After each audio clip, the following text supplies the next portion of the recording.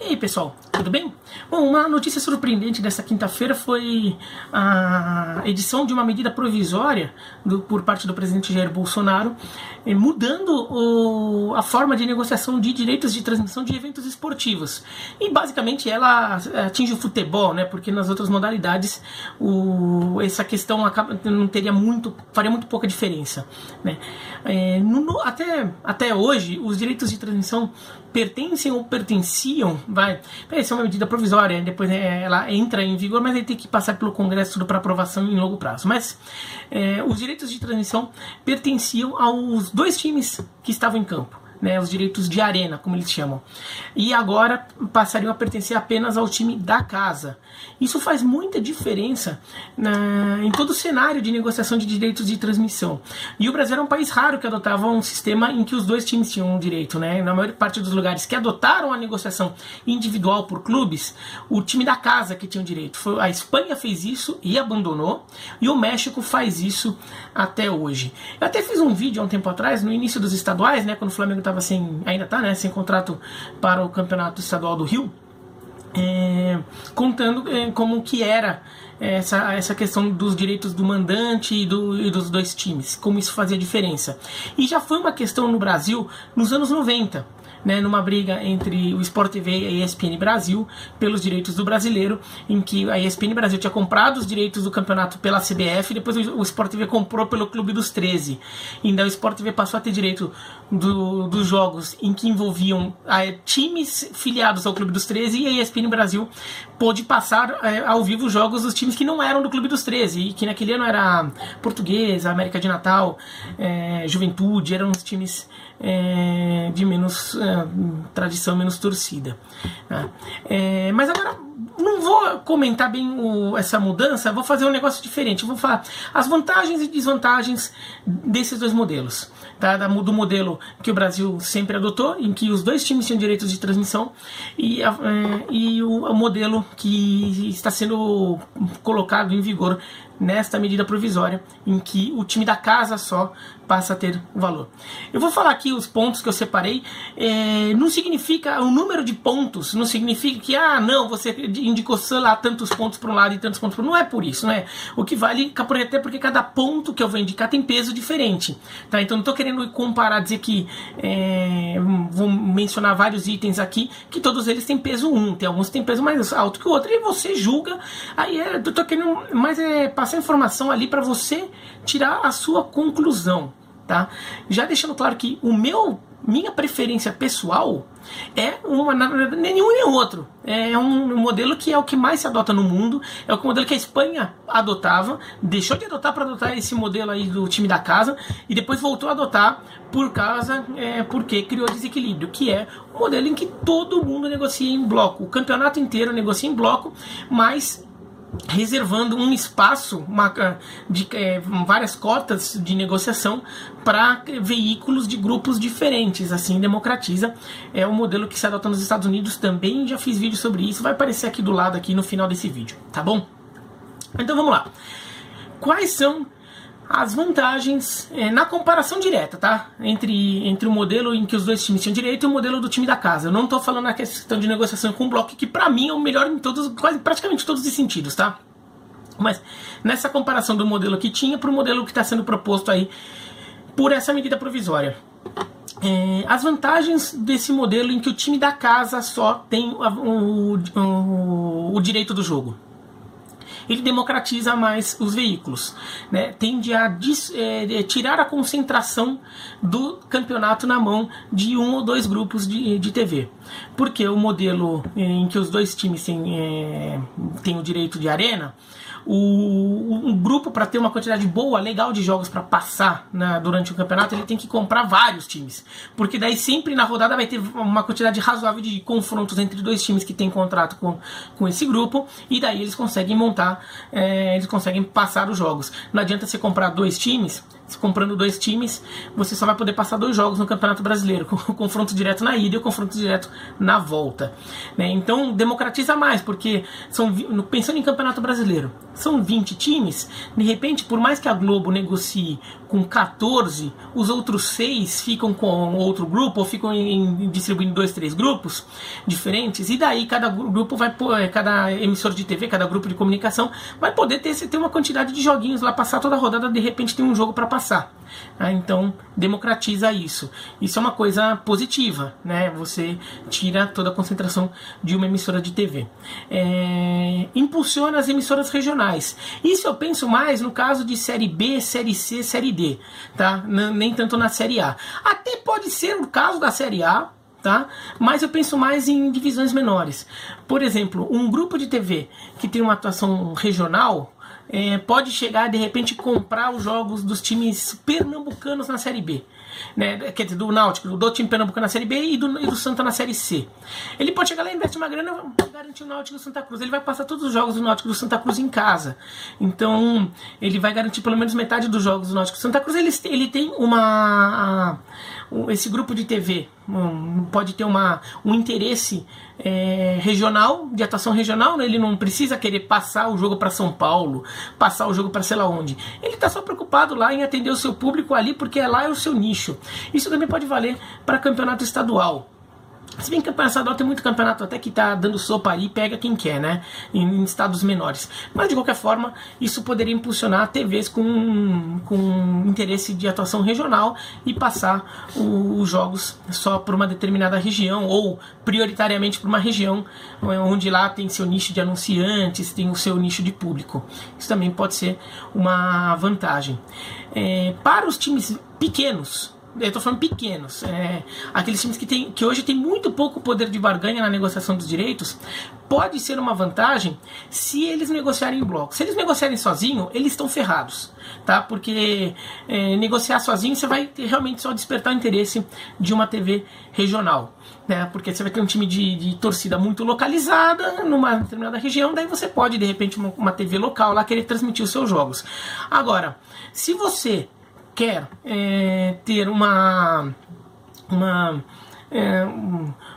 alcance grande ali, você pode, por exemplo, 5, 6 times menores, os pequenos com pouco poder de negociação, se juntam, porque dali toda rodada vai ter um jogo que um dos seus times vai estar recebendo um dos grandes do Campeonato Brasileiro. Então, assim, você pega um pacote ali que inclui, sei lá, Red Bull Bragantino, e me desculpe aqui os clubes que eu vou mencionar aqui, eu não estou querendo falar que vocês não valem nada, são pequenos assim, mas são os clubes que na hora de negociar direitos de transmissão têm menos poder de barganha, tá? Então, Atlético Goianiense, esses times que vão sofrer mais, se de repente eles se juntam num 5-6, toda rodada vai ter um Atlético Goianiense e Fluminense, Red Bull Bragantino e Corinthians, sei lá, quem contra o Flamengo, vai juntando o campeonato assim, você consegue de repente tirar um bom dinheiro de uma emissora de TV, mais do que se você vender individualmente os seus jogos, porque a emissora de TV que comprar isso vai falar, pô, toda semana eu vou ter um Flamengo, um Corinthians, um Palmeiras, um Grêmio na televisão, isso é muito bom pra mim. Então essa emissora de TV vai lá e paga uma quantia legal pelo pacote que vai incluir Atlético Goianiense, Goiás, Red Bull Bragantino, times assim. No caso de estadual, mais ainda, de repente todos os times do interior lá se juntam num pacote e fala assim, ó, em São Paulo os times de interior até ganham bastante dinheiro, 6 milhões cada um, né? Também já fiz vídeo sobre isso. Mais do que os 7 grandes do Nordeste ganham juntos, mais não, tanto quanto os 7 grandes do Nordeste ganham junto, 7 maiores do Nordeste ganham junto pelo estadual. Mas, por exemplo, no estadual do Rio, no estadual do Rio Grande do Sul, né? De repente todos os pequenos se juntam e falam, ó, Grêmio vende para quem quiser, Inter vende para quem quiser, mas todos os outros aqui você tem que comprar com a gente.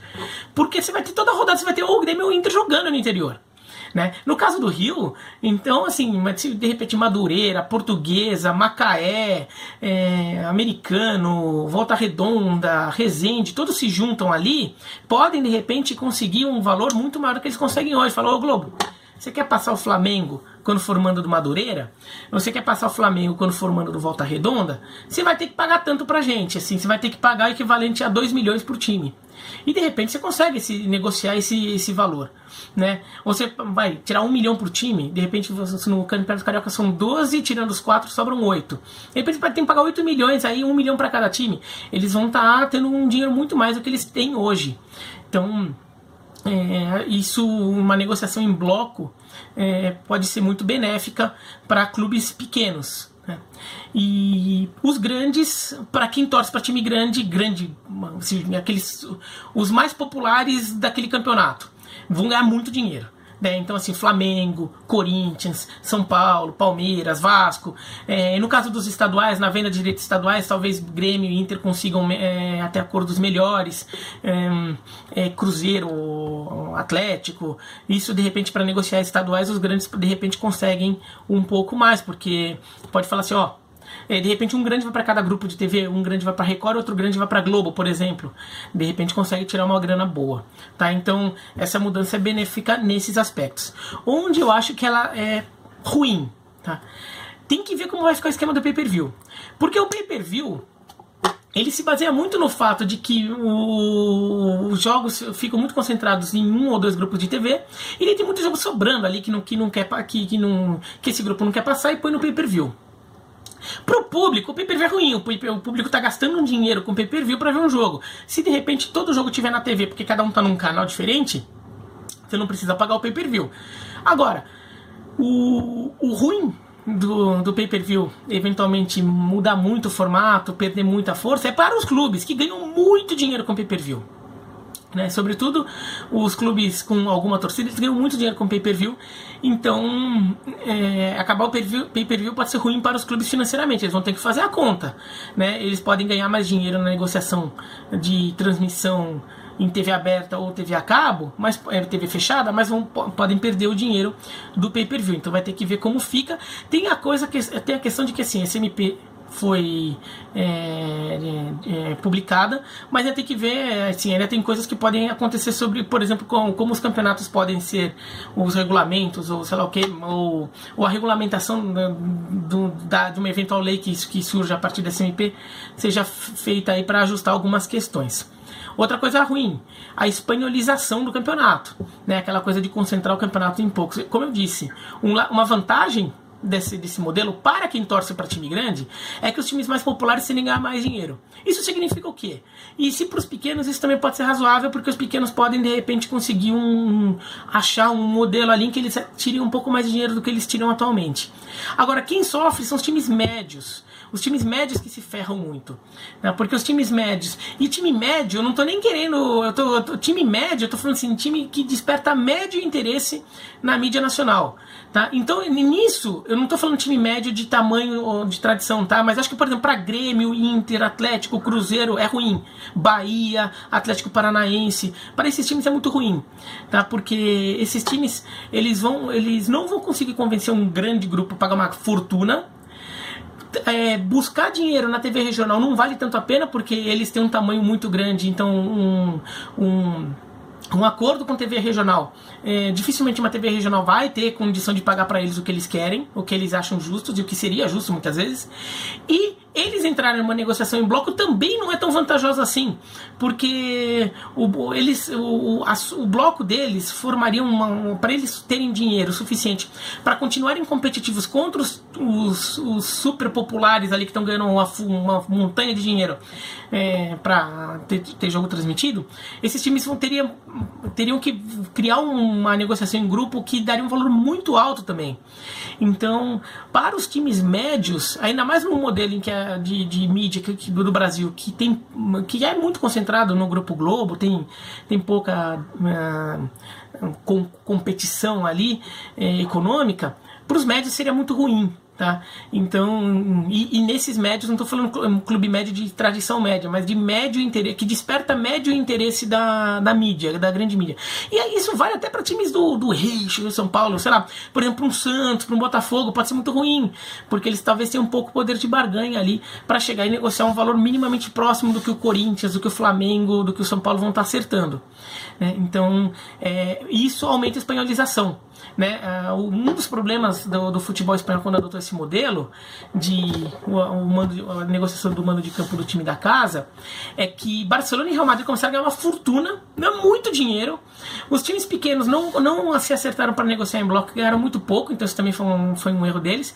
E os times médios passaram a ganhar muito pouco também. Só o Atlético de Madrid conseguiu ganhar um valor minimamente decente nesse acordo. Agora, Valência, Sevilha, Betis, Saragossa, que acabou se afundando na Série B, não sai de lá, que são times que tinham um alcance regional interessante, não conseguiram mais manter isso, né? E eles eram um time que até uma razoável projeção nacional ali, disputavam vagas na Liga Europa, beliscavam vagas de Champions League, e esses times sofreram muito nesse processo, né? E isso a gente acabou vendo ali como a forma como o Real Madrid e Barcelona no final da década passada e no começo dessa década dominaram de uma forma muito absurda, muito fora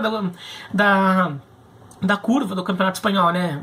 Se a gente pensar que o período anterior teve Sevilha Valência 2 vezes campeão, Deportivo La Coruña campeão, né?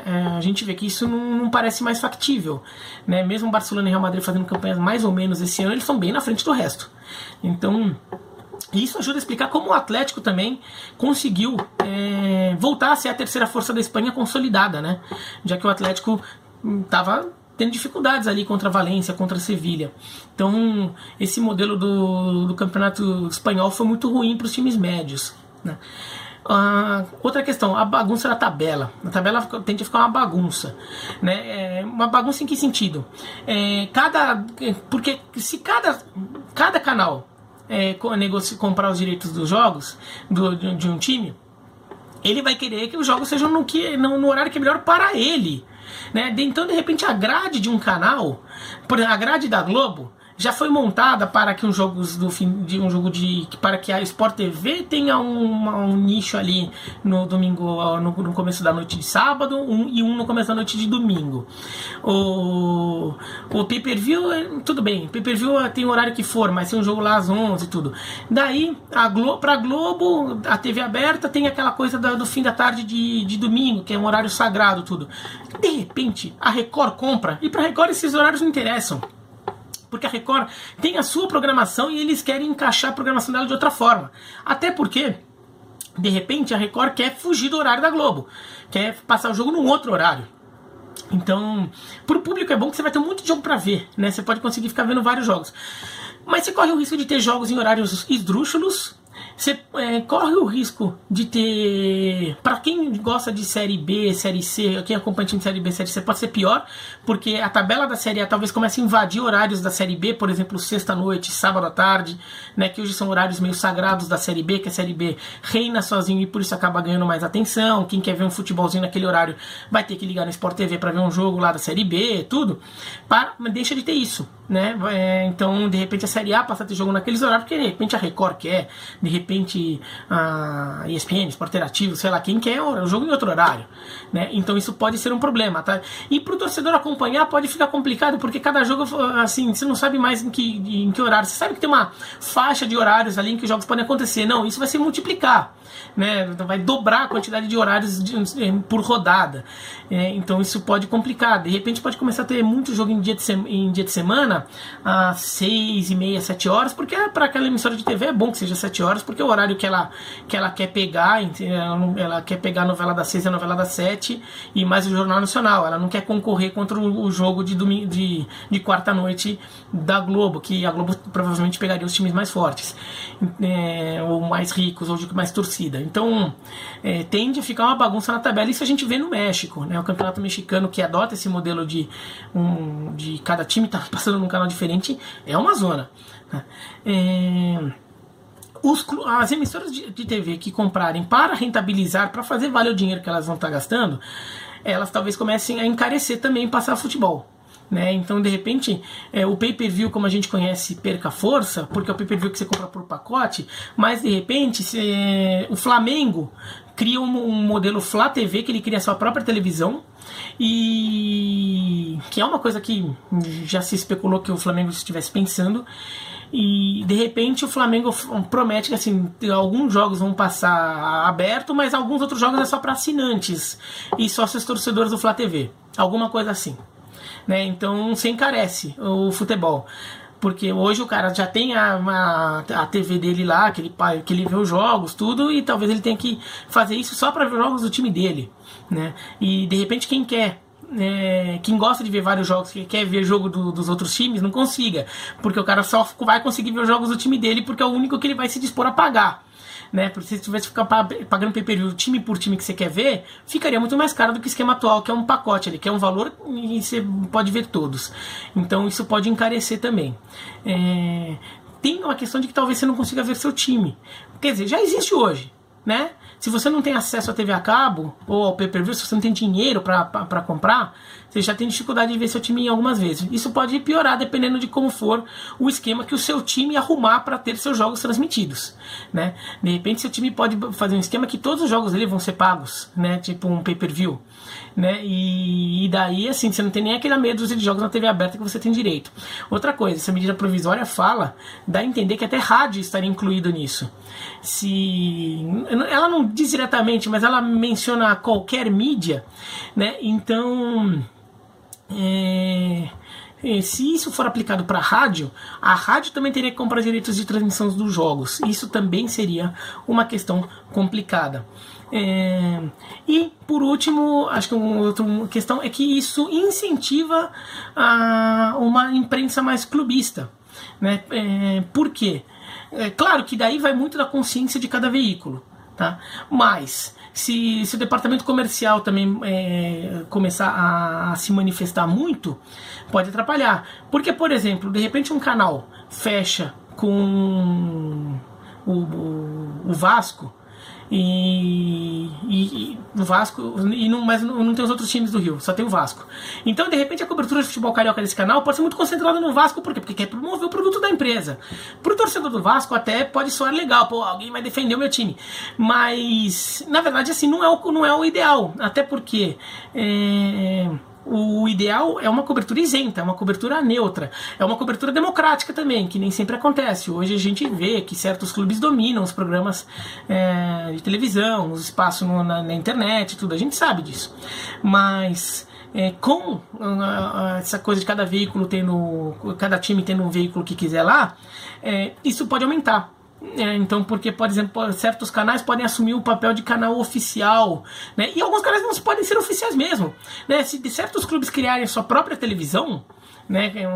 Sei lá, um Flá TV da vida, né? Aí só vai ter notícia oficial mesmo, né? Esse canal só vai dar notícia oficial, não vai ter um jornalismo isento, não vai ter um jornalismo crítico, que também não é o ideal, né? Então, essa coisa da imprensa bairrista, a imprensa parcial pode aumentar, né, porque a cobertura vai ser pode ser muitas vezes pautada pelos interesses comerciais que uma emissora ou que um grupo de comunicação tenha. Claro, vai da consciência ali de quem trabalha no canal de tentar evitar isso ao máximo, mas em alguns casos talvez isso não ocorra, né? Então pode acontecer isso, tá? Mas é isso, então acho que são esses principais pontos. De repente tem outros pontos que eu deixei passar aqui. Se você tiver alguma questão que você considere pertinente apontar, coloque aqui nos comentários. Eu posso ter esquecido mesmo, eu só levantei algumas aqui rápido, que eu achei mais interessantes. Sempre reforçando, para mim o melhor modelo é vender em bloco. O campeonato inteiro se vende e ele se define uma quantidade X mínima de grupos de comunicação que tem que transmitir seus jogos e vende lá os pacotes. Acho que é o jeito em que você consegue uma distribuição de dinheiro mais adequada e em que você consegue distribuir distribuir aquele campeonato para mais gente possível, então é mais democrático para o público e mais democrático para os times. Já que no Brasil não se adota, agora tem essa mudança aí. Vamos ver onde vai também, né? Porque acabou de acontecer isso, é uma medida provisória, então ainda tem que passar pelo Congresso, tudo. Mas talvez já valha agora e tem a questão de que assim, quem já tem contrato em vigor vai continuar em vigor, né? Então isso talvez tenha um efeito muito rápido aí pro Campeonato Carioca agora, né? Que o Flamengo tá sem contrato com a Globo, de repente isso muda. Mas sem contrato com a Globo e sem contrato com canal nenhum. Mas para o Campeonato Brasileiro tudo já tem contratos em vigor, então isso continuaria valendo aí por um tempo ainda, tá bom? Mas é isso, então se gostou dá um joinha, se não gostou se inscreve no canal, clica no sininho para receber notificação. Tchau.